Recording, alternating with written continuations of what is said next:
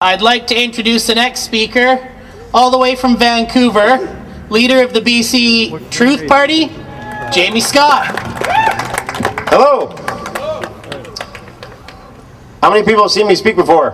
Yeah! Not many. Doesn't matter how many, the words matter. I don't usually use notes, but I did make some today. The first thing I wrote down was irony. It is ironic that we stand here in the most beautiful setting in the still freest country on this planet and complain about first world problems. We're all going to go home and eat, and with the exception of the man that's sleeping in the park and going to prison for it, we're all going home to sleep. There's people that we need to thank that we never do. We should support our troops because they are ready to die for us if they're given an order. And we must understand that they follow orders and they execute them perfectly on our behalf, or so they think. So if they're executing them on someone that doesn't have your best interests at heart, so you think, they're still going to execute those orders. And historically, they have been ordered to defend our freedom, and they come home and we don't have their backs. We need to support our troops. We need to support our police officers. And instead of running around and making videos talking about how the police state is out of control, why don't we ever engage with these men? When you see a police officer, ask him, let me ask you, do you have to take a polygraph test? All of you do. But the men who write their orders aren't under the same level of scrutiny, to be honest, as they are. Yeah. Don't turn on the police. Turn the police. Have the policeman say, yeah, why is it that I'm potentially fired for a single act of indiscretion or dishonesty, but people who are deciding all of our monetary and economic decisions, how we're going to live, what are all our rules of society, they're under no obligation to tell us the truth or to represent our views. So, the people inside the legislature, they have to do what the leader of their party tells them to do. That's not an acceptable political system anymore. Everyone who's inside of that building, and we're not inside, we're outside. We need to be inside. Yeah. Direct democracy. That's where the laws are written, is on the inside. Direct democracy just got hollered out. I'm not a proponent of direct democracy. This is a system that is used in Switzerland and it's very popular. If we want to copy the Swiss model, we should copy their model of homeland defense. Yeah. A seasoned soldiery. Where every man that is able-bodied is trained in how to use arms, and he does national service for his country, and he's on call till a certain age, and they're ready to defend the homeland. And as a result of every single citizen being fully armed, well, they're not going to be invaded.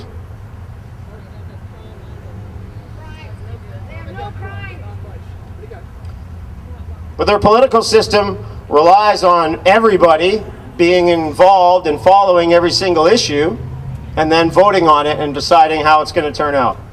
Well, I don't know much about dolphin habitat, so I shouldn't have any say in the dolphin lifestyle. It's not my business.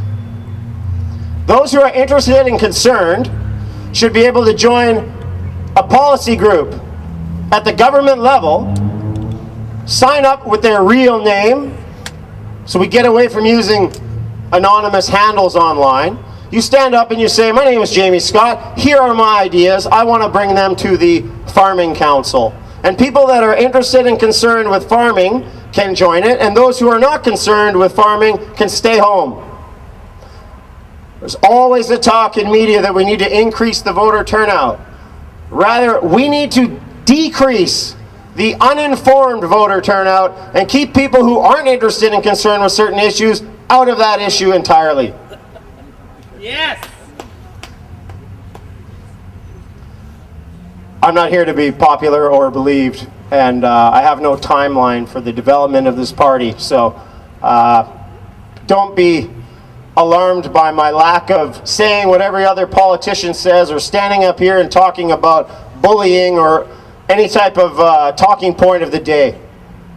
Just want to say one thing about bullying. How many people here are against bullying? Someone give me a number. How many people in the country are against bullying? Everyone. 30 million. 30 million. 32 million. Okay, so as proof that you don't need 85 members of this legislature or 330 members of the House of Commons, the next time you hear a politician say that they're working on bullying, they've just proved their redundancy. We already have 30 million people working on that case. Who's working on the banking?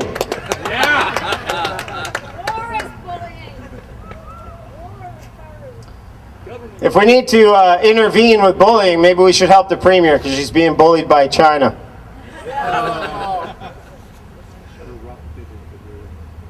I've discovered a new technology, or it's actually an ancient technology, that can instantly give us everything that we say we need.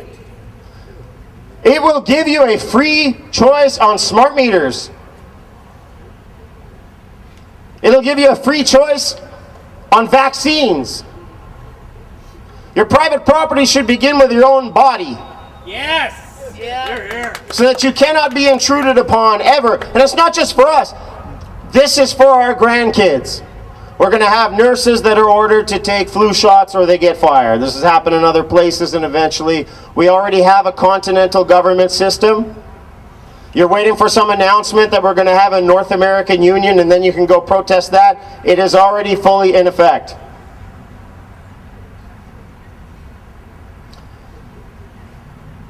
Now there's a new political movement here in BC that wants to give you a direct vote for your leader. It's called the BC First Party. They're trying to elect a coalition of independent MLAs, get them inside the legislature. They want to introduce a bill where every single MLA gets a free vote and they no longer have to toe the party line. They just have to either represent their constituents exactly how they're told, or they can vote their own conscience and deal with their constituents that way. But they get their own free choice. That's the way it's supposed to be. So that's something that we should support. A free vote for the MLAs in the legislature. There is now a political party that's registered in this province that is going to give you that. They're also going to give you a direct vote for your leader. Now, I'm not telling you to go and join BC First, or if you're an independent to go run for BC First, but I'm telling you that a month ago I thought it was a pretty good idea, and so I discussed with BC First what the potential was for this. And I discussed with the BC Refed Party an idea to group all the parties together and come under one big BC United umbrella. And let's set everything up so that the day the people do wake up and decide that they've had enough and they want to change their system, they don't get caught like the folks in Egypt where they just stormed the castle and they had no plan B to switch to. Like a dog chasing after a car, the car stopped. Now they're run by the Muslim Brotherhood because they were ready. CIA. Now the BC First Party, I ran as an independent in the last federal election in Surrey North. I brought a pre-signed letter of resignation with me, and I urged all the other candidates to sign it, and I had it through 3 debates. Said if I am dishonest with you one single time, then I have to resign and forfeit my pension. How is that not a minimum requirement for every single person in our government? Yeah.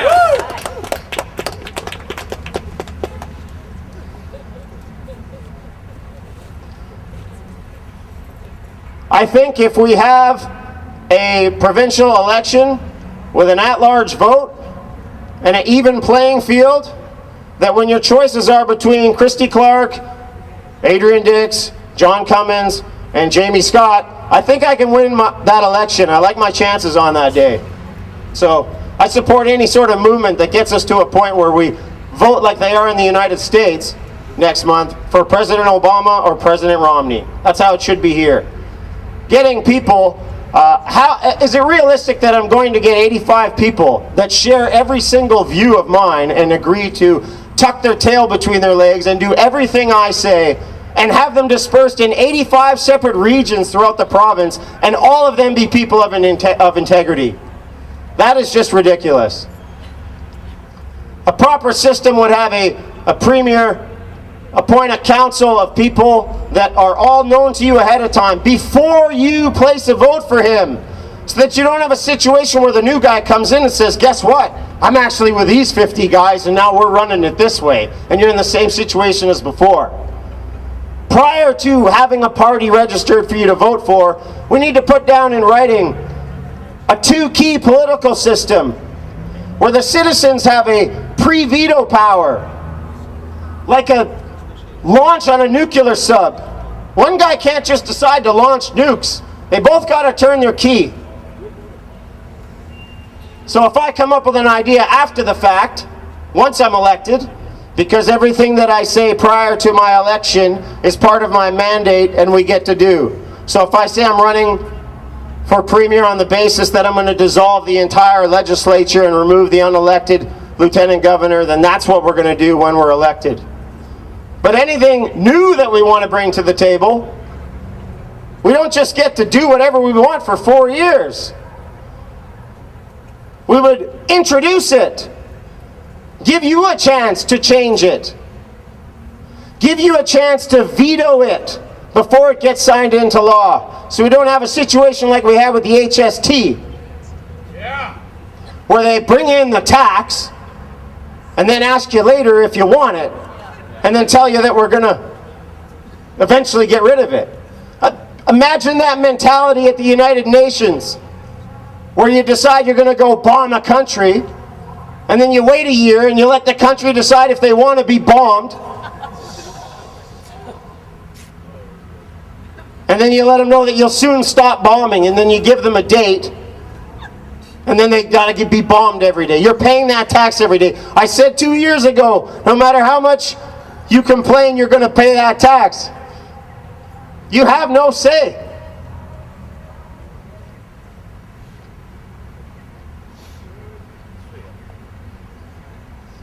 We need a new criminal code.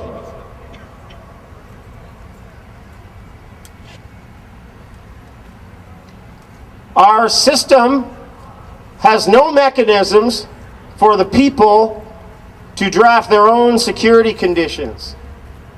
So we are constantly given a news release by the police, by the media, by the government that says, here's a new rapist. We're letting him out. He's somewhere in your community. Be guarded, be vigilant. He's likely to reoffend. He reoffended last time. Watch out. What are we supposed to do with this information?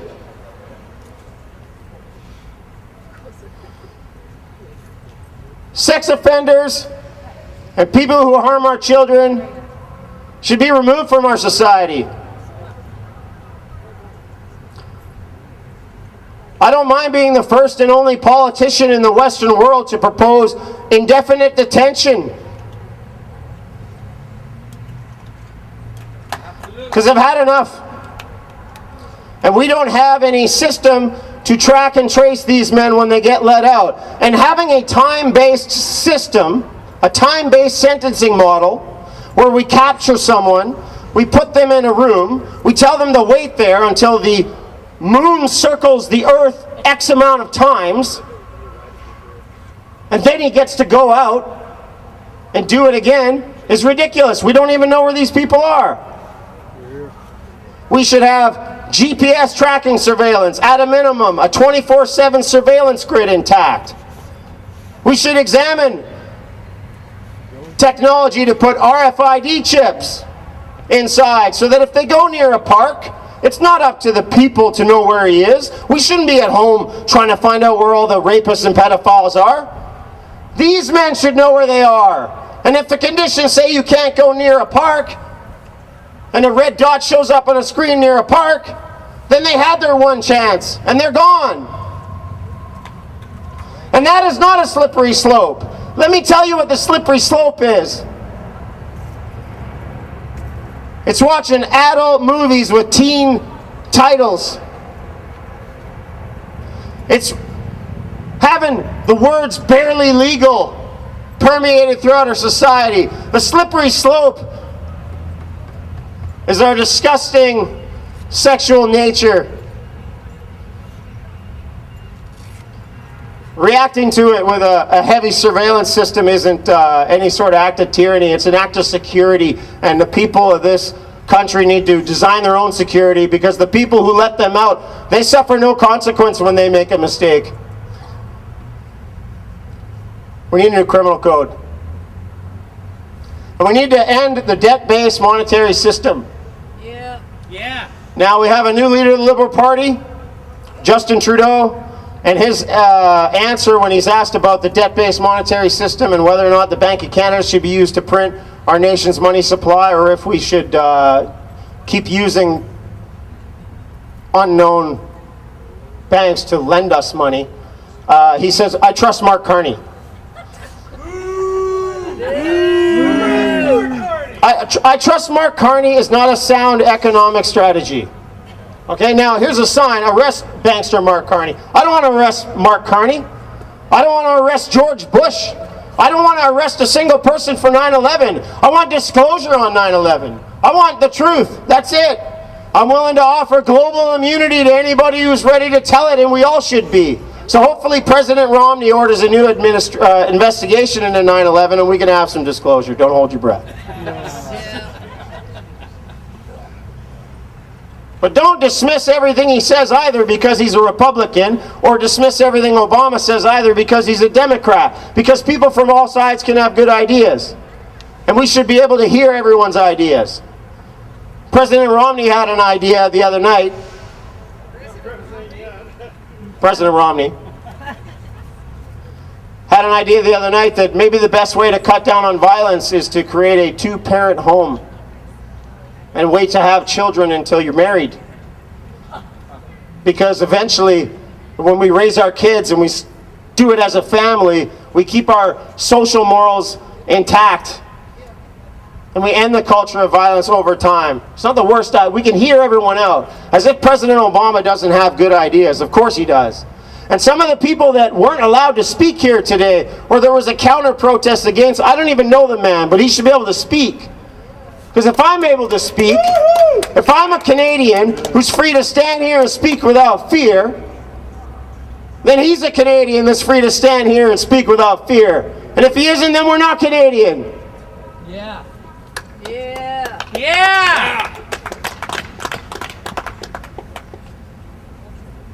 Back to this ancient technology. What have I discovered that is going to be able to make all these changes? Guarantees you a free voice on vaccines, on smart meters, on giving you a two-key political system, giving you a chance to have a civilian preemptive veto power so you can stop destructive legislation before it starts. This ancient technology is handwriting. You need a human hand to write down the changes, present them to the people, say this is how we want to move forward. Please elect us. We're going to make these changes, and we're going to sign them into law with a human hand. Here it is. It's right here. When would you like us to start? Now.